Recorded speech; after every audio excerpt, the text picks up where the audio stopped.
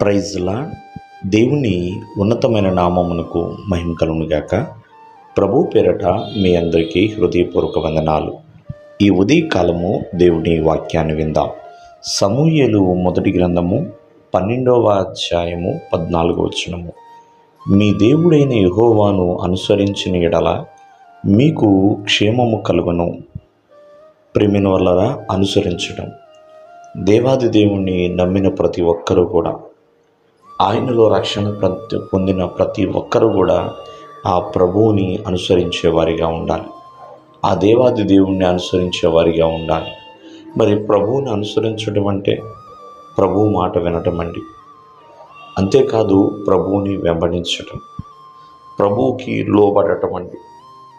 ఇలా ఎప్పుడైతే చేస్తామో, మరి ఎప్పుడైతే ప్రభువుని వెంబడిస్తామో, ఎప్పుడైతే ప్రభువు మాటకు లోబడతామో, ప్రభు మాట ప్రకారంగా జీవిస్తామో, మరి క్షేమం అనేది కలుగుతుంది.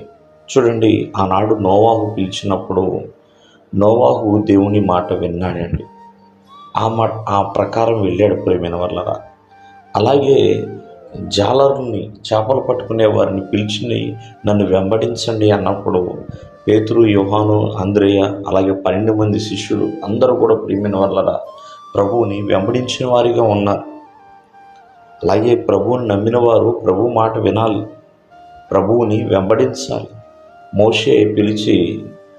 మోషేని దేవుడు పిలిచి ఐగుప్తు వెళ్ళు, ఇశ్రాయేలు ప్రజలను విడిపించు, కనాను వరకు నడిపించు అన్నప్పుడు మోషే దేవుని మాటకి విధేయుడిగా ఉండి కొనసాగాడు. అది విధేయత.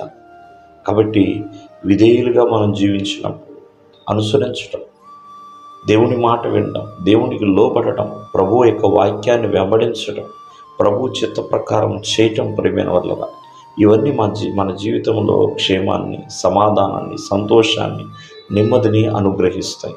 కావున క్షేమం కోసం చాలామంది ఇబ్బందులు పడుతున్నారండి. మరి ఆ క్షేమము దేవుడు అనుగ్రహించేవాడు.